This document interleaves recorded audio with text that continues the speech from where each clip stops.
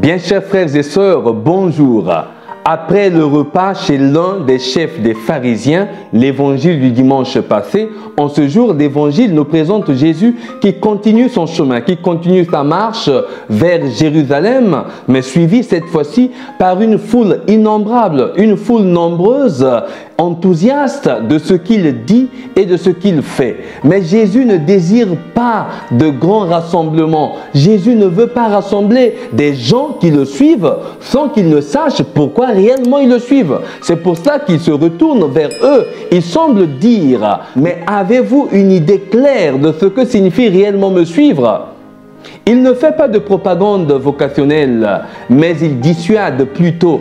Celui qui veut le suivre doit bien faire ses comptes, doit savoir pourquoi ils le suivent, pour fignoler ses motivations et aiguiser ses désirs dans la sequela Christi. Pourquoi suivons-nous Jésus? Cette question se pose aussi à nous. Jésus n'a jamais donné de faux espoirs à personne. Il n'a pas cherché les applaudissements des foules, mais la totalité du cœur. Il dira d'ailleurs aux 12, lorsque les disciples le laissèrent, il dira aux 12, « Voulez-vous partir vous aussi ?»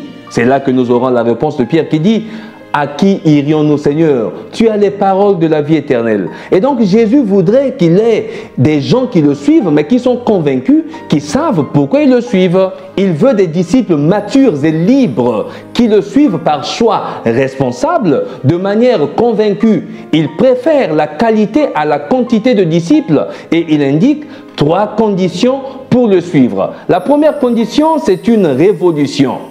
Si quelqu'un vient à moi sans me préférer, le texte grec emploie d'ailleurs le verbe mithéin, le verbe haïr. Si quelqu'un veut me suivre sans haïr son père, sa mère, sa femme, ses enfants, ses frères, ses sœurs et jusqu'à sa propre vie, il ne peut être mon disciple. Historiquement parlant, ces paroles s'adressaient à des personnes choisies par Jésus lui-même. Mais dans l'évangile de ce jour, ces paroles sont ressenties comme s'adressant à tous les croyants, toutes les foules, tous les chrétiens et donc à nous, chacun et chacune de nous.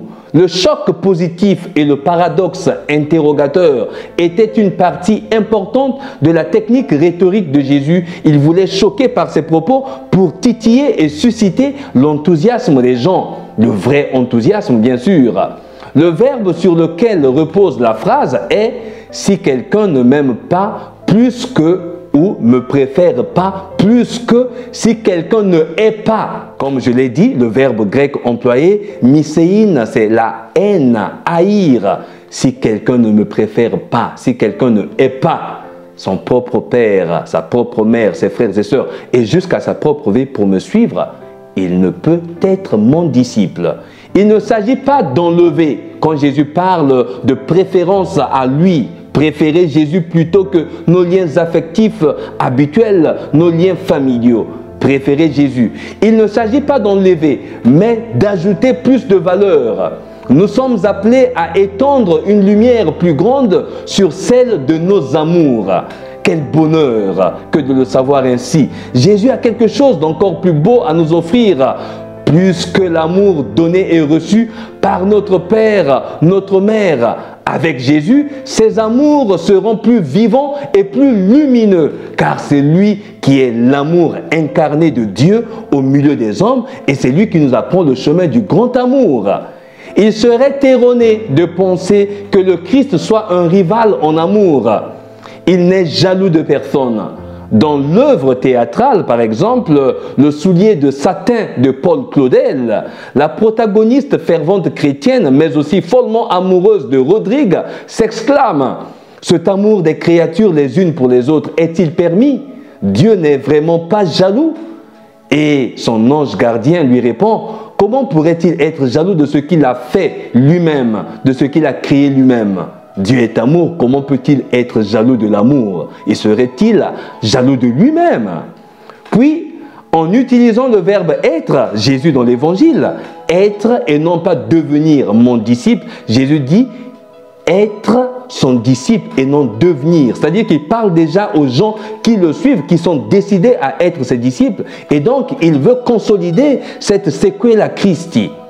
Jésus rappelle à ceux qui veulent le suivre que bien qu'on puisse aimer son père, sa mère, son épouse, ses enfants, ses frères, ses sœurs et même sa propre vie, et donc ces personnes que nous aimons ne sont pas Dieu. L'amour que nous avons pour ces personnes nous rappelle Dieu, mais elles ne sont pas Dieu.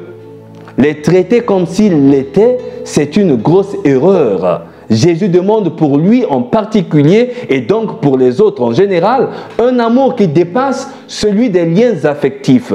Parce que l'amour parfois que nous vivons dans nos familles peut être un amour malade, un amour fanatique, un amour hypocrite aussi entre frères et sœurs. Tu peux aimer tes frères plus que ta propre vie et même plus que Dieu. C'est une erreur parce qu'ils peuvent toujours se retourner. Et donc c'est la concrétude dans la relation. Dans la relation, soit-elle familiale, soit-elle amicale, il faut être concret. Et on peut aimer vraiment son père, sa mère, ses frères et sœurs et sa propre vie si seulement nous mettons Dieu au cœur de cet amour-là. Et si nous apprenons de Dieu lui-même comment aimer réellement. La deuxième condition que donne Jésus pour être son disciple, c'est par cette phrase: quiconque ne porte pas sa croix et ne vient pas derrière ne peut être mon disciple.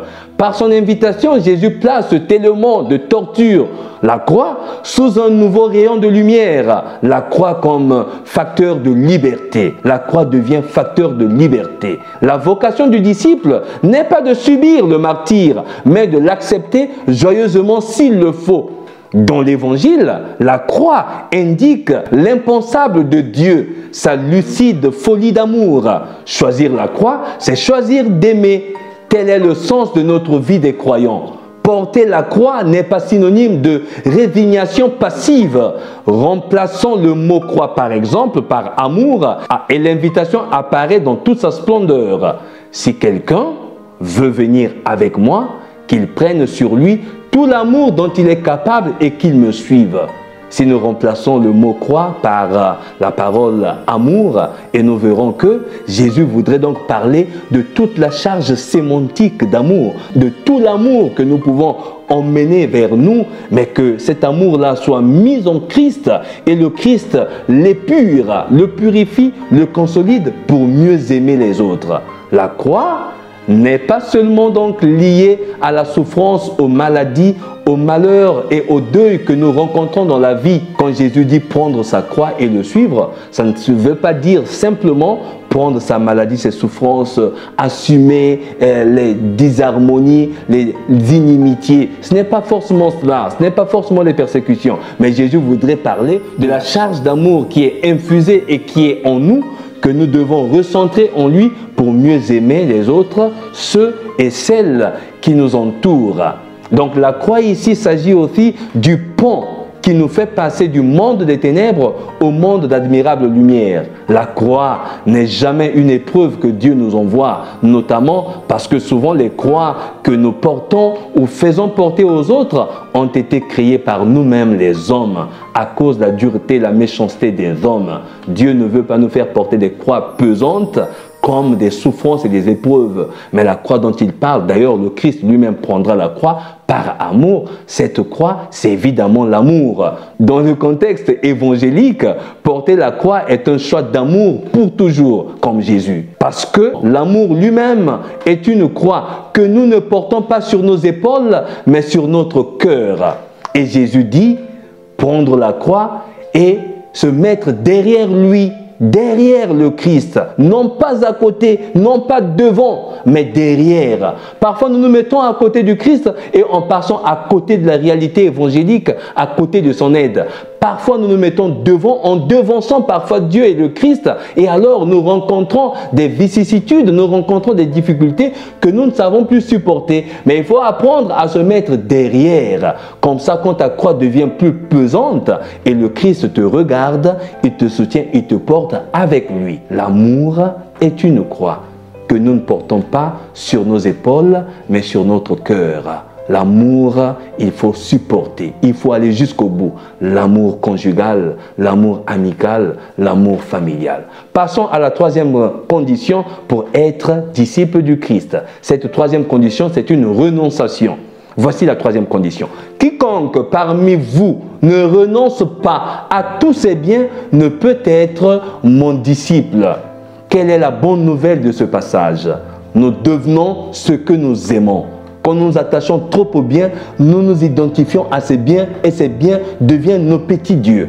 Le renoncement, le détachement nous permet de bien apprécier ce que nous avons et ce que nous sommes pour mieux le mettre à la disposition des autres. Les égoïstes de ce monde, parce qu'ils sont trop attachés aux biens et ils croient que ces biens sont la finalité de leur vie. Alors que les biens que le Seigneur nous donne sont des moyens qui nous permettent de bien vivre dans cette société. Et donc pour changer la société, il faudrait aussi vivre la rénonciation, il faudrait vivre le détachement. Il est le plus grand amour, Dieu. Si nous fixons notre regard sur le Christ, nous deviendrons les hommes libres comme lui, une étoile dans le ciel obscur de notre monde. L'homme porte en lui l'ardent désir de savoir absolu et complet. Il aspire au bonheur complet. Tout cela ne lui est pas possible avec des instruments de la science et du raisonnement humain. Il lui faut une autre aile pour voler haut. Et cette aile est la sagesse qui vient du ciel et qui n'a qu'un seul nom, la foi en Dieu. Voilà l'aile qui nous permet de voler au loin, de faire l'aigle, d'aller au loin pour ne pas rester dans la platitude des événements et des histoires de ce bas monde. Qui peut comprendre les volontés du Seigneur sans la foi en lui? Voilà la question que nous pose la première lecture de ce jour. La première lecture nous interroge: qui peut comprendre les volontés du Seigneur? C'est cette sagesse, évidemment, qui libère l'homme de tout esclavage. C'est pourquoi, dans le passage de la deuxième lecture d'aujourd'hui, l'apôtre Paul, écrivant à son ami Philémon, désormais âgé en prison, à cause du Christ, lui recommande Onésime, son fils spirituel engendré dans les chaînes, car Paul ne pouvait plus penser à lui dans la condition d'esclave, mais comme un frère très cher. Dans le billet à Philémon, Paul demande à Philémon d'accueillir Onésime, non plus comme un esclave, mais comme un frère. Et puis, une dernière recommandation qu'il fait à Philémon: si donc tu me considères comme un ami, accepte-le comme moi-même. Un acte de confiance, d'estime et surtout un message clair à considérer l'être humain libre et libéré de toute contrainte inhibitrice à son bonheur. Dieu, dans le Christ, nous a rendus libres à travers la croix pour que nous soyons vraiment libres, non seulement de l'esclavage culturel et social, mais aussi et surtout de l'esclavage moral. Nous sommes parfois esclaves de nous-mêmes, que nous n'arrivons pas à nous libérer et non plus à libérer les autres. En conclusion, dans ces trois textes bibliques que nous avons écoutés, l'évangile, la première lecture, la deuxième lecture, nous saisissons cette invitation explicite à tirer profit du don de la grâce et de la foi pour être libre de toute forme d'esclavage et lever les yeux au ciel avec la dignité de personnes humaines, filles et fils de Dieu, tous égaux, frères et sœurs, ayant Dieu comme notre Père et Sauveur du monde. Priez pour moi comme je prie pour vous. Que Dieu vous bénisse, chers frères et sœurs. Abbé Stephen Yanin Kodia, serviteur inutile. Bon dimanche.